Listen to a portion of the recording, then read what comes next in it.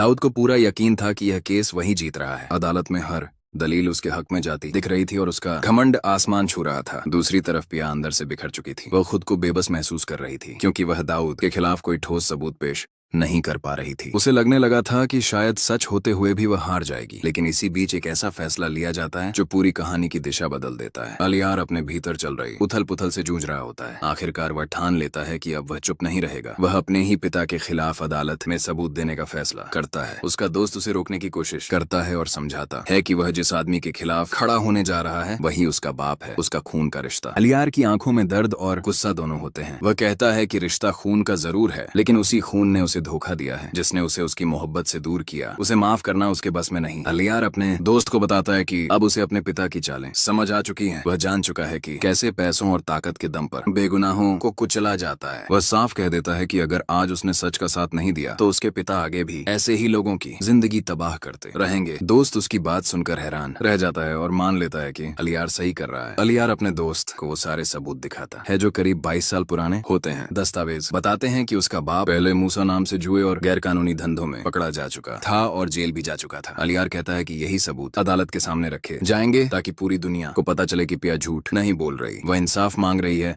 और इंसाफ उसकी हकदार है। अलियार जानता है कि उसका बाप पैसे के दम पर खुद को बचा लेगा, लेकिन अगर पिया का साथ नहीं दिया गया तो उसका और उसके बाप का भविष्य हमेशा के लिए बर्बाद हो जाएगा। चुपचाप बिना किसी को खबर होने दिए अलियार अपने दोस्त के जरिए सारे सबूत अदालत में पेश करवा देता है। जैसे ही जज उन दस्तावेजों को देखते हैं पूरा मामला पलट जाता है। कुछ ही पलों में अदालत दाऊद को दोषी करार देकर कैद की सजा सुना देती है। यह सुनते ही दाऊद के चेहरे का रंग उड़ जाता है। वह यकीन नहीं कर पाता कि जो केस वह जीत चुका था वही हाथ से निकल गया। गुस्से में वह अपने वकील का गिरेबान पकड़ लेता है और चिल्लाकर पूछता है कि यह सब कैसे हो गया, कौन है वह जिसने यह खेल बिगाड़ दिया। लेकिन अब कुछ भी उसके हाथ में नहीं होता। अदालत का फैसला अटल होता है और पुलिस उसे हथकड़ी लगाकर जेल ले जाती है। जाते जाते दाऊद अपने सबसे भरोसेमंद आदमी निसार को इशारे में एक खौफनाक हुक्म दे देता है, पिया और उसके बाप को हमेशा के लिए खत्म कर दो। दाऊद सलाखों के पीछे चला जाता है, लेकिन उसका जहर बाहर फैलने लगता है। निसार पिया और असलम पर हमला करता है। इस हमले में सावुल अपनी जान पर खेलकर पिया को तो बचा लेता है, लेकिन असलम को नहीं बचा पाता। असलम अपनी आखिरी सांस ले लेता है और पिया की दुनिया उजड़ जाती है। उधर अलियार को जब यह खबर मिलती है तो वह टूट जाता है। उसे एहसास होता है कि अगर वह खुद अदालत में जाकर सबूत देता तो शायद असलम आज जिंदा होता। पछतावे और गुस्से से भरा हुआ वह जेल में अपने बाप से मिलने पहुंचता है। सामने आते ही वह सवाल करता है कि आखिर एक बेगुनाह इंसान की जान क्यों ली गई। तुम इतने बड़े बिजनेसमैन हो, बाहर ना